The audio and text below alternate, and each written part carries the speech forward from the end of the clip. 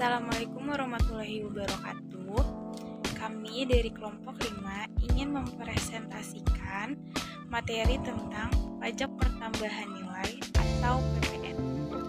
Sebelum materi ini kami lanjutkan, izinkan saya memperkenalkan nama-nama dalam kelompok 5. Pertama ada Aditya Putri, kedua ada Dia Wulandari, ketiga ada Putri Indasari, keempat ada Rista Ristiana, kelima ada Intan Safira Putri, keenam ada Alfauzi Reynaldo Piranata. Pengertian PPN atau pajak pertambahan nilai dan fungsi PPN. Pajak pertambahan nilai atau PPN adalah pajak atas konsumsi barang kena pajak atau BKP dan jasa kena pajak atau JKP yang dilakukan di dalam daerah pabean.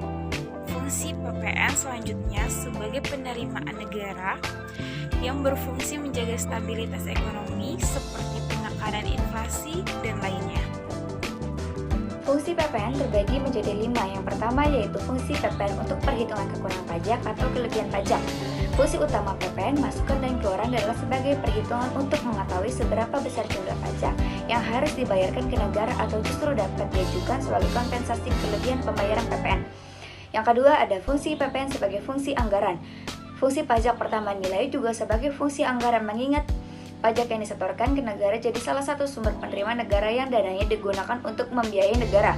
Yang ketiga ada fungsi PPN sebagai fungsi regulasi pemerintah.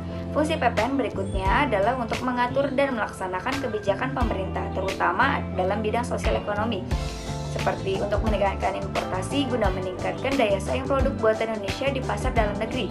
Yang keempat ada fungsi PPN sebagai fungsi stabilitas penerimaan negara. Fungsi PPN selanjutnya sebagai penerimaan negara yang berfungsi menjaga stabilitas ekonomi, seperti menekankan inflasi dan lainnya. Yang kelima ada fungsi PPN sebagai fungsi pembiayaan negara. PPN juga sebagai pembiayaan pengeluaran umum dan penggunaan nasional, salah satunya menciptakan lapangan kerja lainnya. Tarif pajak pertambahan nilai. Di Indonesia, tarif pembayaran pajak PPN diatur oleh Undang-Undang Dasar Nomor 42 Tahun 2009, Pasal 7 yang menyebutkan bahwa tarif PPN sebesar 11% untuk penyerahan dalam negeri berlaku mulai 1 April 2022. Tarif PPN sebesar 0% untuk ekspor barang kena pajak berwujud maupun tidak berwujud dan ekspor jasa kena pajak. Tarif pajak tersebut dapat berubah minimal sebesar 5% dan maksimal sebesar 15%, sebagaimana diatur oleh pemerintah. Selanjutnya ada pemungutan, penyetoran, dan pelaporan PPN. Pengusaha kena pajak atau PKP diwajibkan untuk melakukan pemungutan, penyetoran, dan juga pelaporan.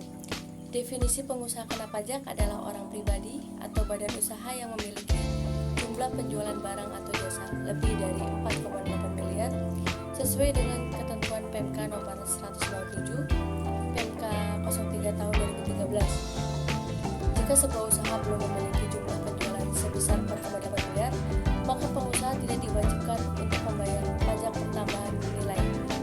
Batas pelaporan dilakukan paling lambat adalah akhir bulan setelah ditetapkan sebagai pengusaha kena pajak.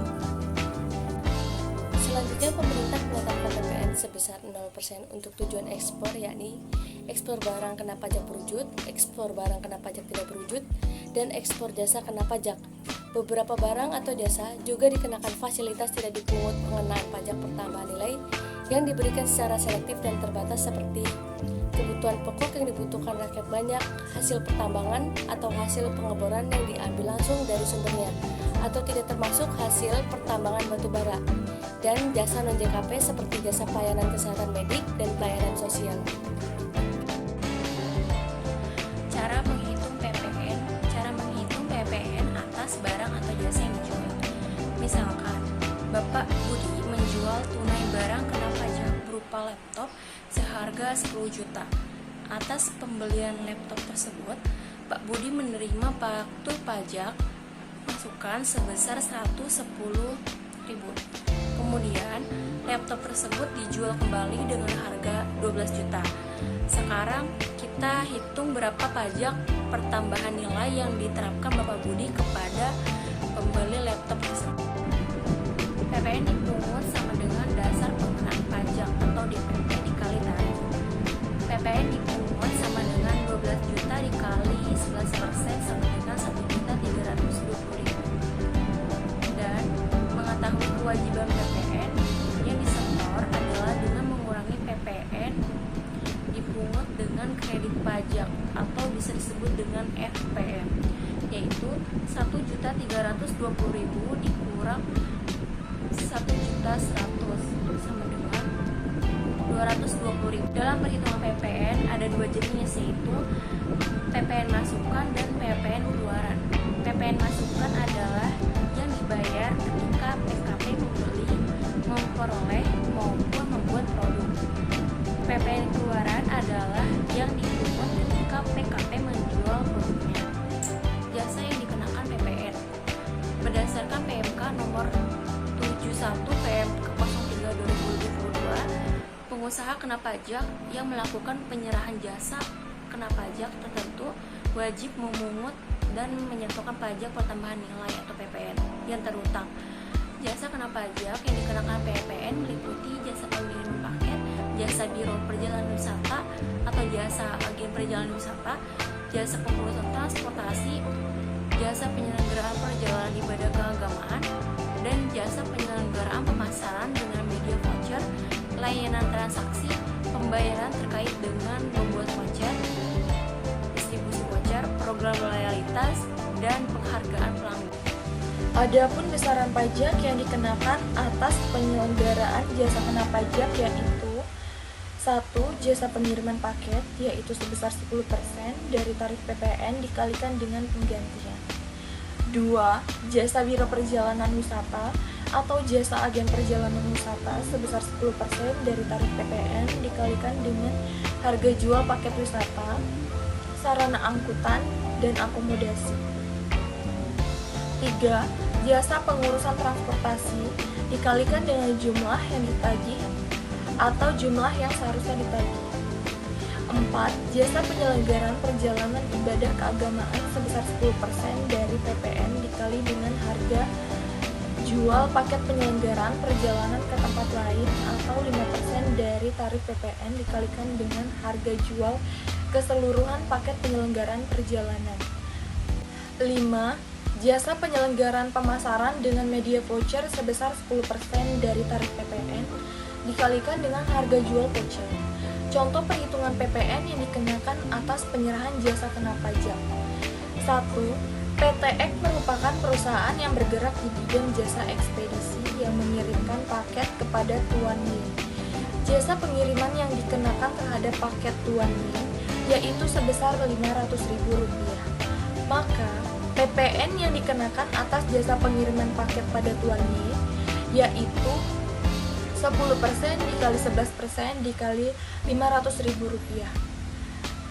sama dengan 1,1% dikali Rp500.000 sama dengan Rp5.500. Maka total yang harus dibayarkan oleh Tuan Y atas jasa pengiriman paket yaitu biaya pengiriman ditambah dengan PPN sebesar Rp500.000 ditambah Rp5.500 sama dengan Rp505.500. Berdasarkan uraian yang telah disampaikan di atas, dapat disimpulkan bahwa pengusaha kena pajak yang melakukan penyerahan jasa kena pajak dikenakan PPN sebesar tarif yang telah ditetapkan kemudian dikali dengan PPN lalu dikalikan dengan biaya penggantian. Barang yang tidak dikenakan PPN. Berikut adalah daftar barang yang tidak dikenakan PPN. Yang pertama adalah barang hasil pertambangan atau hasil pengeboran yang diambil langsung dari sumbernya.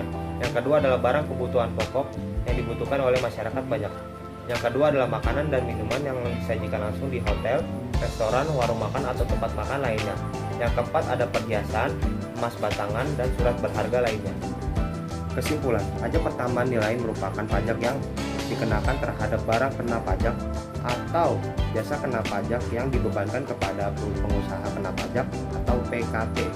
Jika badan usaha yang didirikan telah memiliki penghasilan atas penjualan barang kena pajak sebesar 4,8 miliar, besaran tarif yang diatur dalam Undang-Undang Dasar Nomor 42 Tahun 2009 yaitu sebesar 11% dan 0% untuk ekspor baik dalam bentuk barang berwujud tidak berwujud dan dalam bentuk jasa.